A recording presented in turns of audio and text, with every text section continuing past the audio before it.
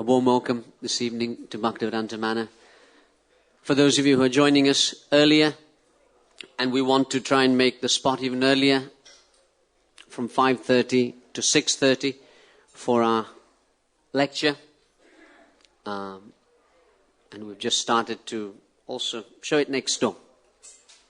So that's something we want to begin every Sunday from 5:30 to 6:30 to move the lecture. Just today, somehow we've gone back to 6, but we're trying to go back to 5:30. So if you're regularly visiting, then from 5:30 to 6:30 will be the lecture. And because we start serving prasadam at 6:30, so things get a bit noisy. So from 6:30, obviously we'll have just bhajans taking us up to Arti. How many people here are visiting for the first time? Very, very good. So many people. Let's have 3 Hari Bols for all those people coming for the first time.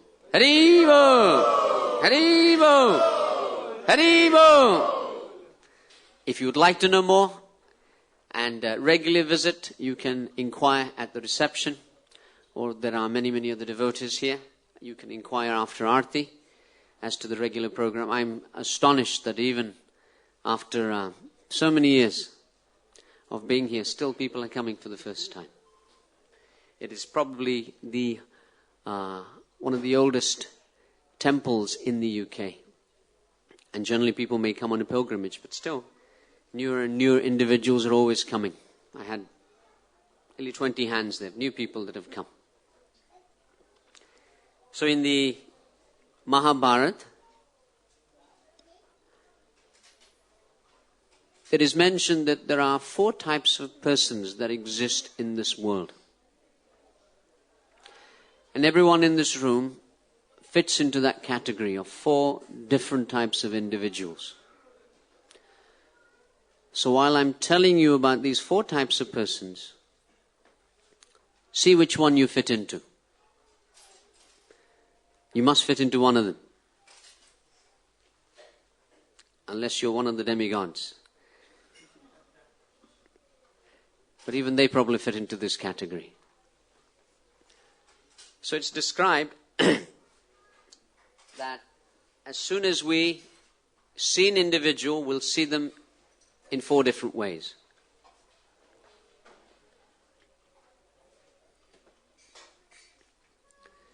The first is, when you see someone, you'll register. Isn't it? When you go to work, you see someone and you see that's my boss, don't really like him. Or you get home and you see the children and you think, oh yes, I love the children. Or you're on the streets and you're seeing some individuals walking towards you and you think, I could get mugged here. So you start identifying differently. You judge individuals immediately. So Mahabharata is saying that 4 types of individuals exist. And the first is when you see someone, but you only see the bad things that they have. You only see bad in them. Only see bad in them. So that's there in the Mahabharata. When Duryodhana was requested by Dronacharya that I have a test for you and I want you to walk through the entire kingdom and bring to me that person who is Uttama Purush. Uttama Purush means the best person that you can find in this kingdom. So of course he said, Jo Agya Gurudev, as they say in Mahabharata. In the TV series, you'll always see that. Jo Agya Gurudev, as you desire. But of course he never followed anything that the Guru wanted. It was just... So similarly, he went out and he came back and he said, I can't see anyone. That's good. Everyone I see is bad. So that's the first type of individual. That he looks at others and he just thinks they're bad. And why, of course, Duryodhana was thinking like this? Does anyone know? Why was he thinking everyone was bad?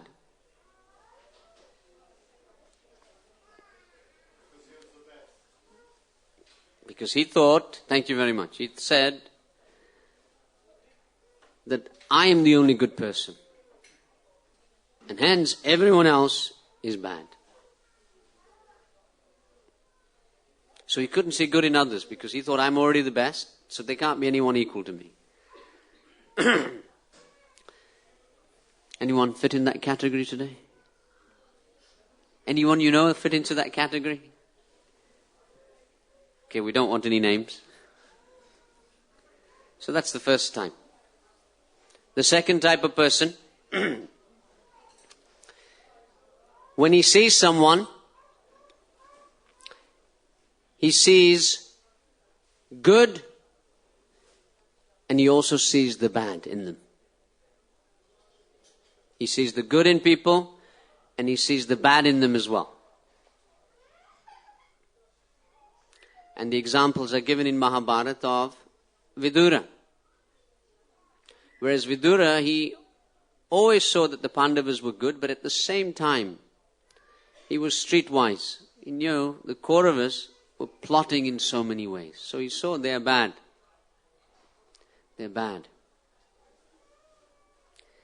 There is a statement in the Puranas, because you see, within each one of us there is good and bad. In each one of us there is good and there is bad. In previous ages, it said that the divine individuals lived on one planet and the demoniac lived on another planet. They were separated. Satya Yuga. Then it is said, in the next Yuga, the divine and demoniac, they lived on the same planet. They were living on the same planet. And in the next Yuga, the divine and demoniac were living in the same family. Hiranyakashipu, Prahlad, same family. Same family they were living in. And in this age of Kali, the divine and demoniac are living in the same body. Same, in one person can act one way now and 10 minutes later he's different. So it is said the divine and demoniac live in the same body in this age of Kali. So Vidura was looking like this when he saw individuals. He saw that there was good and bad. Anyone fit into that category? I think majority of us do, don't we? Because when we individuals, we see people, we think they're good, but we're always a little cautious as well in case their bad side comes out. The third type of person mentioned in Mahabharata is that they only see the good. They only see the good. You may have good and bad, but they only see the good. And the description is given of Kunti, Mother Kunti. She saw there were many bad things within the family, but she always tolerated and only saw the good. Only saw the good in the family that was there. Although the Kauravas are doing so many things, she said, no, I'll only see the good in individuals. Anyone fit into that category here? That you'll see people, but you'll only see the good. So now scripture generally says you stop there, because that's really everyone included within society.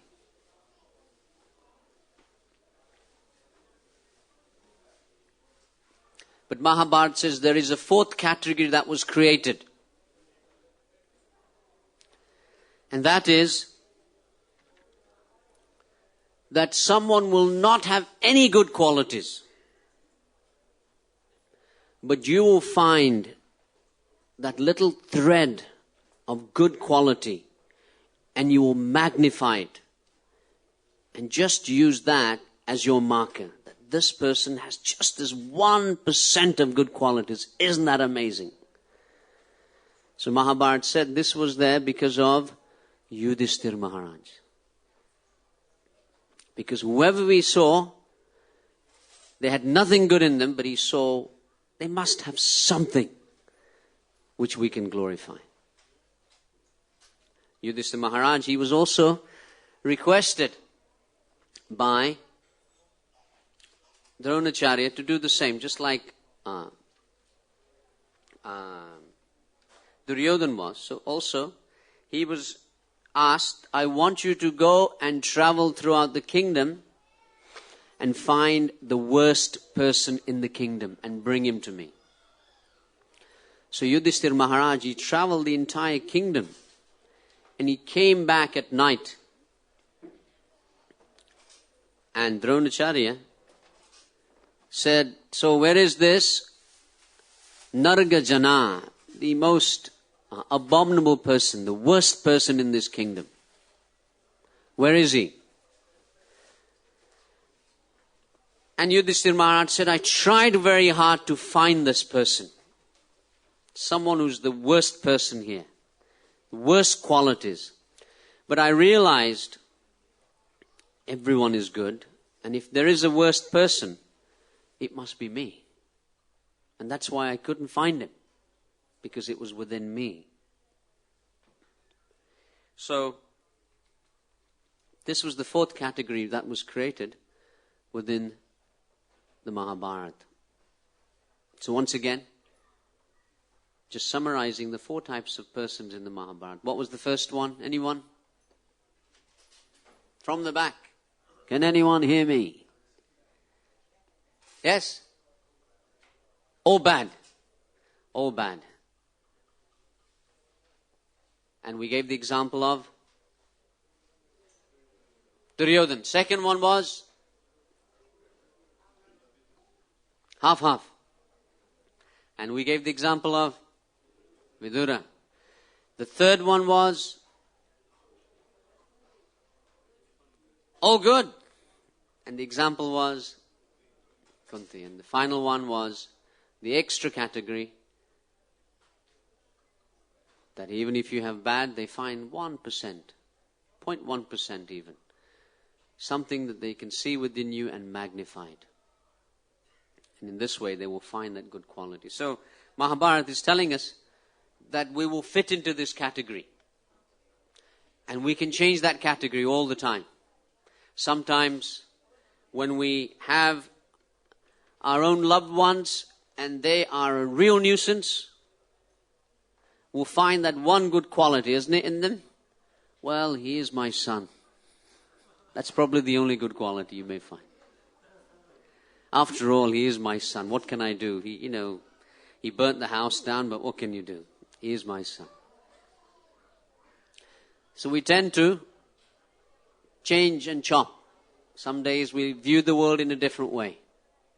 But of course, it's telling us how we should become like Yudhishthira. To try and judge individuals in that manner. To try and find something good. So this story really in the Mahabharata is relating to the fact that we should not become judgmental. When we see others, don't judge them. Give some opportunity. Just as Mahabharata speaks about 4 types of individuals, Bhagavad Gita is also speaking about 4 types of individuals. And I thought we'd look at the verse today from chapter 7. Chapter 7.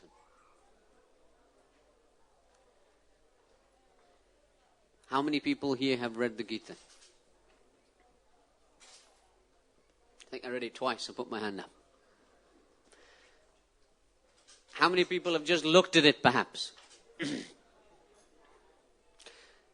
How many people have never read it? So many people, I'm sure. They're not putting their hands up. So the Gita is obviously something we should look at. And the 7th chapter is entitled, anyone? Yes. It is knowledge of the absolute. Knowledge of the absolute. So in text 16 of that, it mentions that there are 4 types of individuals that will come and approach me. Just as in the Mahabharata, it spoke about 4 individuals. Chaturvida bhajante mam jana sukriti no arjuna artha arti jnani cha bharata shabha. Artha jignashu artha arti jnani cha bharata shabha. So chaturvida bhajante mam sukritino arjuna. So Krishna is saying that 4 types of people will come to me. Again, all of you will fit into this category again. Every one of you will fit into this category. And he uses the word sukritino, 4 types of pious people, those that have performed some piety, not just in this life, or previous life, they'll come to me. And all of you will fit in. All the people that are coming, taking darshan, they'll all fit into this category. Every one of them. So let's see where you fit in. So first of all, Krishna says, artha, which means distress.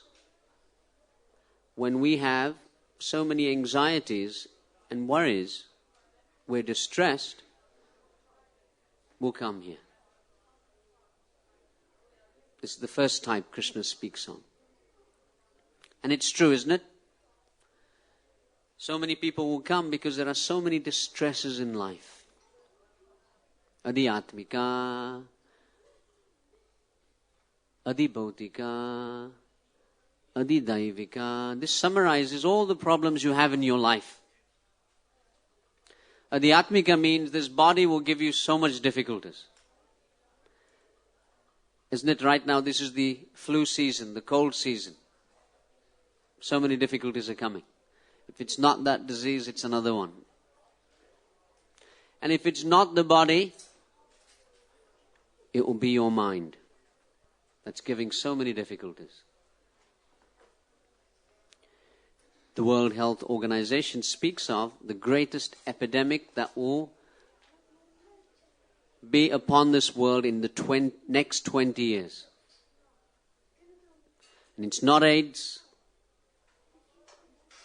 it's not cancer, it's not heart disease. Does anyone know what it would be? Depression. Next 20 years. Depression will be the number 1 illness in this world. Why? Because there are not enough psychiatrists who are dealing with it. Nobody wants to deal with it. And what do they say in the National Health?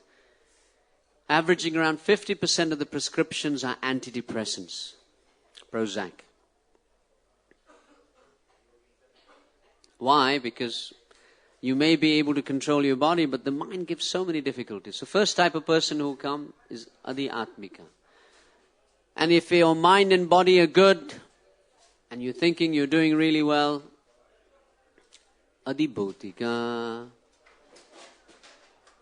other people give you hell. Isn't it? If it's not your neighbors, if it's not your friends, if it's not your relatives, and you finally think, I'm doing well at night, and the dog is barking 3 doors away all night.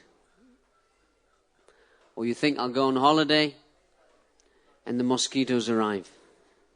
They came on holiday with you. In fact, they came for lunch. Adibhautika. And finally, Adidaivika. Body's fine, mind's fine, friends are fine, the dogs and cats are all friends on my road. And you go on a picnic on a Sunday in England, and it's in the middle of summer, you can't go wrong, and it's raining all day. And it was the only day you had off all year.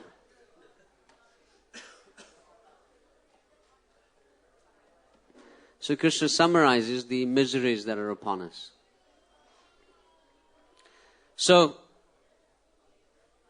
artha, those that are distressed, they will come and they will come to Krishna. And Krishna is very happy. He says, come to me, don't go anywhere else. Come to me. And in the Srimad Bhagavatam, the story is given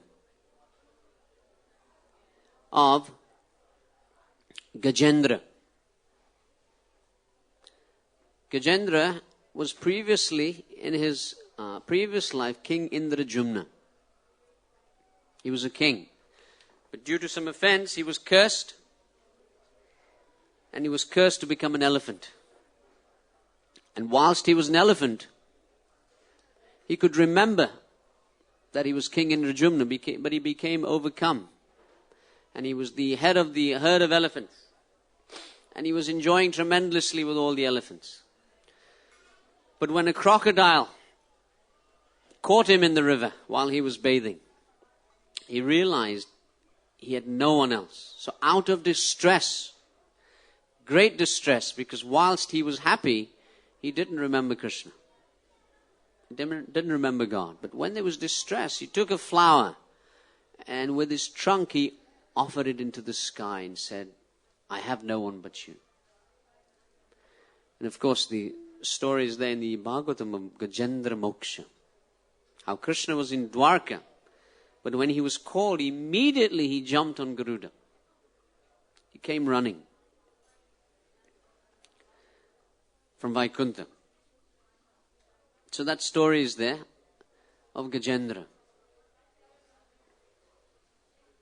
So when we're in distress, we will shout out to Krishna. How many people fit in this category? When we're in distress, we look for Krishna. I think we all do. But what this verse of the Gita is saying is, don't only come when you're in distress. When you're happy, you're on holiday from the temple. When you're in difficulty, then the temple is back on. This is a business transaction. Krishna is not so happy. So he's saying artha, when we're in distress. Even devotees, so sometimes we're like this. We may be devotees, we may have full faith, but still when we're in distress, we have to call out to Krishna. Just like Draupadi did. When Draupadi was in great distress, what did she do? In the pastime, when she was being disrobed, what did she do?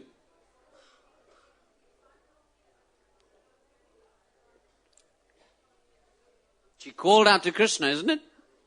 She said, she tried to pull the dhoti, the sari, because Dushashan was pulling. Dushashan was Maharati. What does Maharati mean? Someone who has the strength of, Gajendra was one elephant. Can you imagine 10,000 elephants? How strong is that person? Not someone you want to invite into your greenhouse. Someone with the strength of 10,000 elephants. So he was sitting there, Dushashan pulling, and Draupadi thought, no, let me pull, I can defeat Dushashan. And she had one hand in the air. She said, Krishna, you come. And Krishna wasn't coming. Because with one hand she said, Krishna, you come. And with the other hand she was saying, in case you don't come, I know often you're quite busy. Let me hang on to this sari. Let me try and solve this myself. So Krishna wasn't purchased. He wasn't purchased.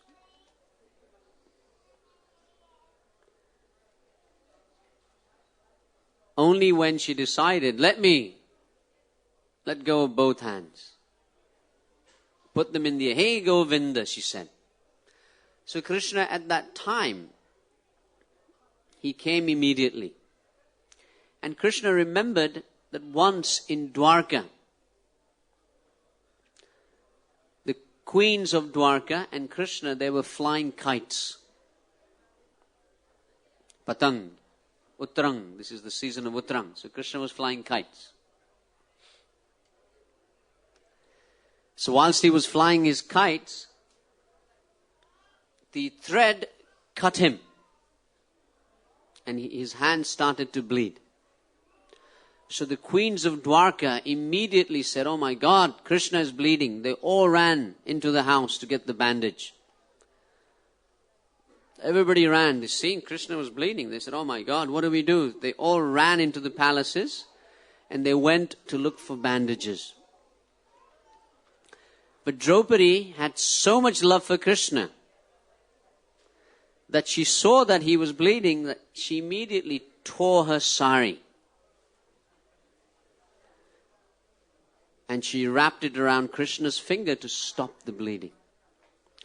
While the queens of Dwarka couldn't do that. They couldn't do that. They were reluctant a little. They thought these saris are from Variety Silk House, very expensive. We can't cut them. I mean, Krishna only got them for us last week and they're really embroidered well. Let's go and look for the bandages. But Draupadi wasn't thinking like that. Draupadi thought, my God, Krishna is bleeding. So Krishna realized that Draupadi had given little piece of sari. So in exchange now Krishna, he gave unlimited sari. He appeared and he gave rolls and rolls and rolls of sari. To signify that we may give little something to Krishna. But when he gives back, he gives unlimited. Unlimited amount he gives back to us. So Artha. The next type of person mentioned here is Jignasur. Those that are inquisitive. Inquisitive. When we first come, so many new hands were up. And you are here because perhaps you're inquisitive. I've heard so much about Hare Krishna. What's going on? What are they doing? What is this Arti? What is this Prasad? What is the education? What's going on? So you're inquisitive. And all of you perhaps were inquisitive when you first came. So Krishna says that another type of person will come here just because they're inquisitive. They're looking around. Today they're here, tomorrow they're in a mosque, another day they're in the temple, in a church. Like this, they're inquisitive. Also fitting into inquisitive is that they think, well, if I come here, perhaps some queries I have may get answered. Some thoughts I have about philosophy may get answered. Jignashu. And one example given in the Srimad Bhagavatam of someone who's inquisitive is Shonaka Rishi. Shonaka Rishi was the sage who was there in the recitation of Bhagavatam. So he was put in the category of Jignashu, inquisitive. Krishna now mentions the third type of person. Artha Arti. Someone who wants something. Someone who wants something. Everyone who is in this category will come here and they will have a shopping list. They'll have a shopping list. Isn't it? Okay, I've come to Krishna. I'm not married. I want to get married. Help me out. And someone who's married is probably coming to Krishna and saying, Krishna, I'm married, but I don't know why I did it. Different shopping lists. Artha Arti. Someone who doesn't have money. He's coming to say, Krishna, please, can I have some wealth? Isn't it? I noticed over many years, Saturdays in the evening, a lot of people were here for 7 o'clock Aarti. I thought, this is very nice. More people are becoming devotional. And then I noticed on Wednesday evenings as well now, for 7 o'clock Aarti, a lot of people come. And I thought, wow, this is so good. So many people are coming. And the individuals who come, they were intently praying. I thought, this is so nice. So I spoke to one of them. And he said, Swamiji, yes, I come every Wednesday and I come on Saturday night as well. And I'm saying, please, those 6 numbers, let them happen today. Those 6 numbers.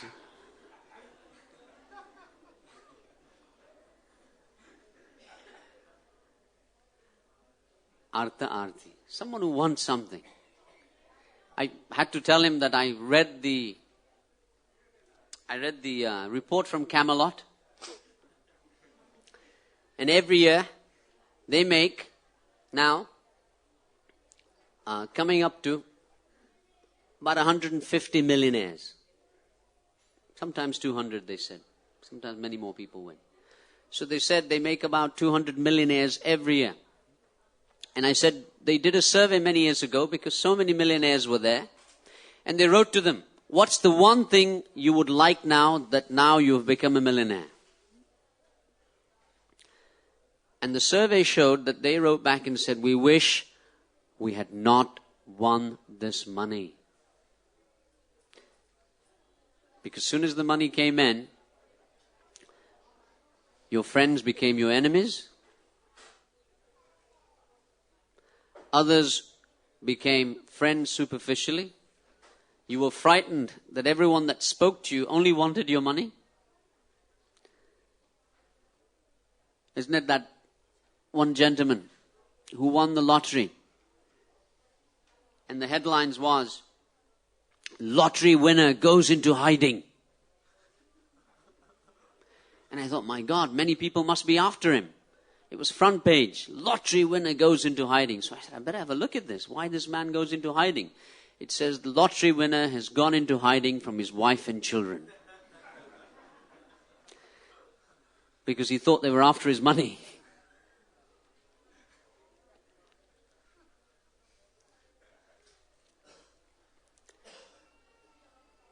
Artha Arti, we want something. And so many students come to the temple. In fact, students come generally 4 times in a year. Any students here? Lots of students here putting tilak on. I hope they're listening, but I see them every week, so they can't be coming 4 times in the year. 4 times in the year students come. One is before the exams begin. The second time they come is in the middle of the exams because they're not really going so well.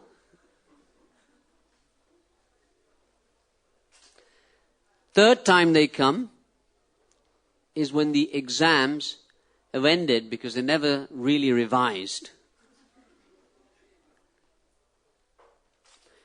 And the fourth time the students come is the day before the results come out.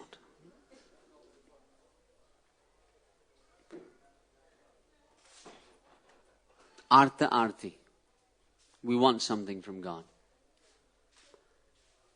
In fact, many years back, I don't get those letters anymore. It's probably because I don't open those mails.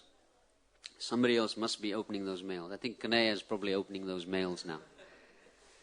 So I used to get these letters Dear Swamiji, my exams are coming. Please find enclosed £5.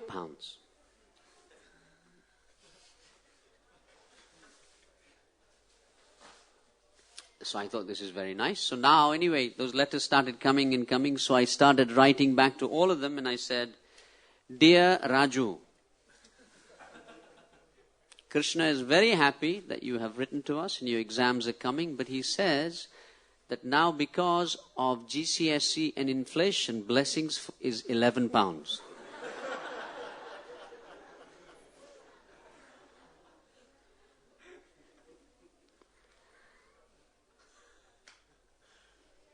Artha Arti. And the Srimad Bhagavatam, it mentions that one person who was like that was Dhruva Maharaj. Dhruva Maharaj, he approached the Lord because he wanted something. Suniti, his mother, had told him that you've been insulted, go to the forest. And he said, I want a kingdom that is greater than anyone in our lineage. Now, who comes in his lineage is Lord Brahma. So how can you have a kingdom in this world greater than Brahmaloka? So he said, no, I want that. And he was only 5 years old, but he was so determined. So determined.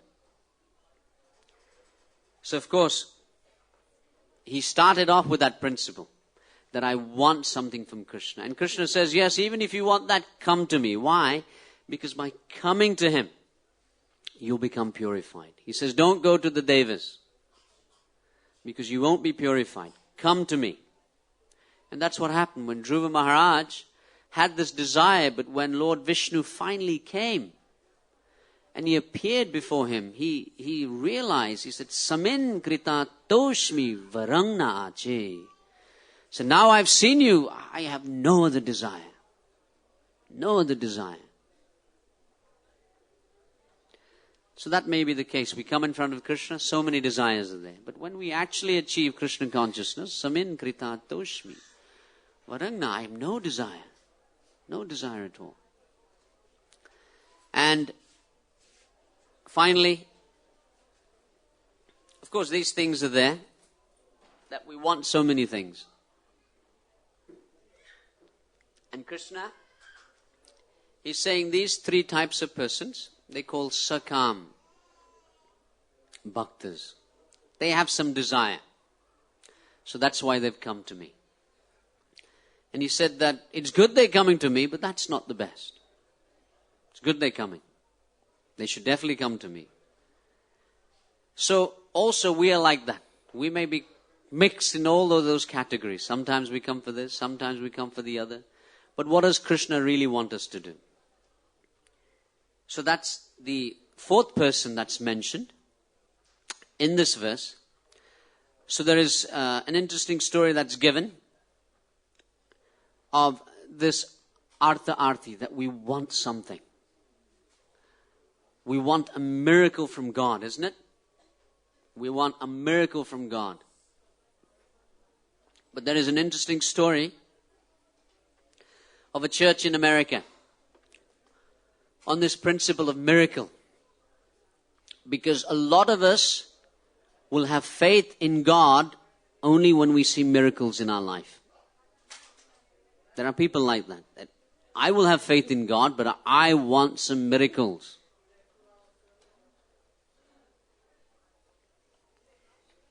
So this story is relating to that principle,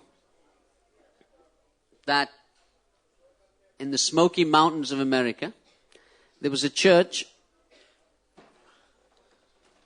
and one individual, he died in that church, and he gave all the land that was surrounding there and the money to build a new facility. So it was right up against a mountain, the property. So they used up all the money and they built a fantastic church. And when they built that church, they were going to open 1 month from then. The planning regulations in America, even in this country, are the same. that if you have a place of worship, it must have sufficient parking spaces. That's what it has. So the authorities came and said, you don't have enough parking. You can't open. So they said, well, we've used up every piece of land we've got. We can't build a parking area. The only thing we've left is the mountain. That belongs to us, but we've got no money. We've used up everything. So what are we going to do? So the pastor in that church, he called a meeting. And there were 300 people in 300 families. And he said to the 300 families, God has never let us down. Let us pray for 3 hours next Sunday and pray for a miracle. So next Sunday came. And out of the 300 people, only 30 came. 300 families. Only 30 people came. They said, this is impossible. How are we going to do this? So the 30 people prayed.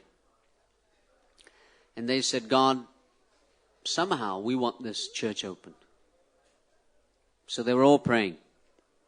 And at the end of the service, after 3 hours of prayer, the pastor said, Amen. God has never let us down. And we have faith that He will not let us down. The others didn't come. They said, how is it possible? This is a miracle. Not possible. So the next day, on the Monday, there was a knock on his door. And the knock on his door said,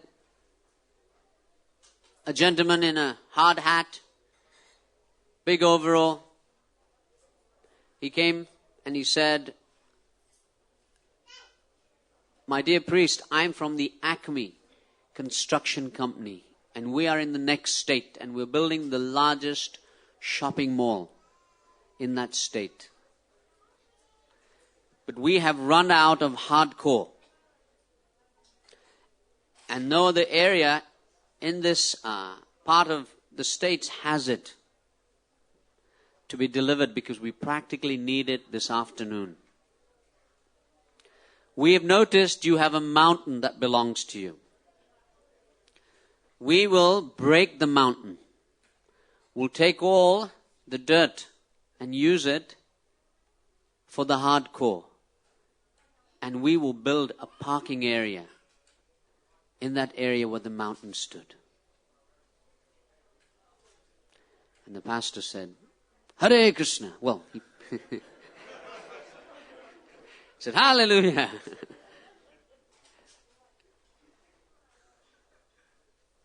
The temple, the actual church, opened as scheduled a week later. And when it opened, all 300 families were present. But when they asked for prayers that let's pray that a miracle happens, only 30 came. So our life is ruled in this manner. That when we see miracles, then we have faith. But actually, when you have faith, then you get miracles. 30 people actually had so much faith. And they created a miracle. So it's not the other way around. I'll believe in God when I see a miracle. No, I actually have faith in God. And miracles will come in my life. Artha Arti. And finally, Krishna says, Jnani cha Bharat Shaba.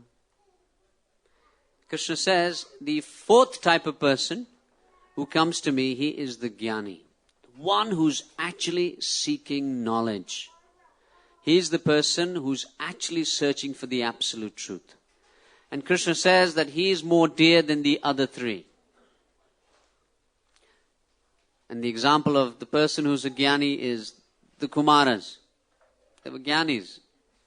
Jnana Mishra Bhaktas they were. But they said, oh my God, when they saw Krishna, Sukadeva Goswami is a Jnana Mishra Bhakta.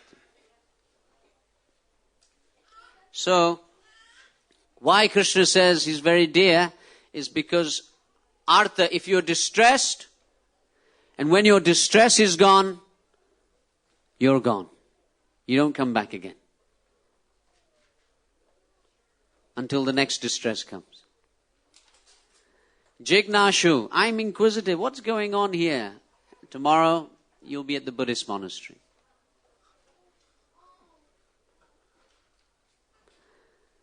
Artha Arthi, I want to pass my exams. When you've passed them, you come back next year. Or I want some money. When the money arrives, I'll come back another time. So Krishna says these three bhaktas are karma mishra. They mixed in their devotion. They love me, at the same time they love everyone else as well. So Krishna is saying, but the Jnana Mishra Bhakta, the fourth type of person, he's coming because he actually wants to know who I am. What am I doing here? What's there after this life? What's it all about, this life? I'm carrying on with my cycle, week in, week out, week in, week out. And before I know it, the limousine I always wanted to sit in, it comes, but I'm in the back of it in a coffin. So before that time comes, Jnana Mishra Bhakta, he thinks, no, let me look very carefully. I know I have come.